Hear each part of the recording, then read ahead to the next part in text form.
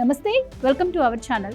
తిరుమల తిరుపతి దేవస్థానానికి కల్తీ నెయ్యి సరఫరా చేసిన కుంభకోణానికి సంబంధించిన మూలాలు ఉత్తరాదిలో ఉన్నట్టుగా తేలింది. టీటీడీకి నెయ్యి సరఫరా చేసిన తమిళనాడుకు చెందిన ఏఆర్ డైరీ మరో డైరీ సంస్థ నుంచి నెయ్యి కొనుగోలు చేసింది. ఆ మరో సంస్థ ఉత్తరాది నుంచి నెయ్యిని తెప్పించిన విషయం తాజాగా బయటకొచ్చింది.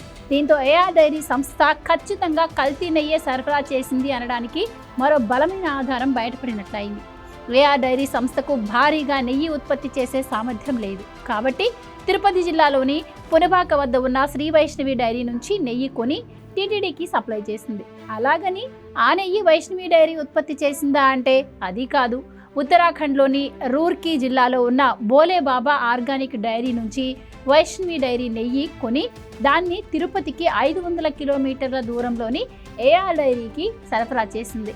అవే ట్యాంకర్లను ఏఆర్ డైరీ వేరే ఇన్వాయిస్లతో తిరుమలకు పంపింది. బోలే బాబా డైరీ నుంచి వైష్ణవి డైరీలో కిలో నెయ్యిని 355కి కొని ఏఆర్ డైరీకి 318కి ఇచ్చింది. అదే నెయ్యిని అవే ట్యాంకర్లో ఏఆర్ డైరీ టీటీడీలోకి 319.80కి సరఫరా చేసింది. అంటే వైష్ణవి డైరీ ప్రతి కిలో నెయ్యికి 36.43 నష్టాన్ని భరిస్తూ ఏఆర్ డైరీకి అమ్మగా ఏఆర్ డైరీ కిలో కేవలం 1.23 లాభం వేసుకుని టీటీడీకి సరఫరా చేసింది. అయితే బోలే బాబా సంస్థలో డైరెక్టర్లుగా ఉన్న విపిన్ జైన్, పొమిల్ జైన్లే వైష్ణవి డైరీ స్పెషాలిటీస్లోనూ డైరెక్టర్లుగా ఉన్నారు.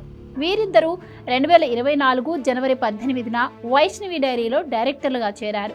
దీన్ని బట్టి ఈ నెయ్యి విషయంలో ఏ రేంజ్లో కథ నడిచిందో అర్థమవుతోంది.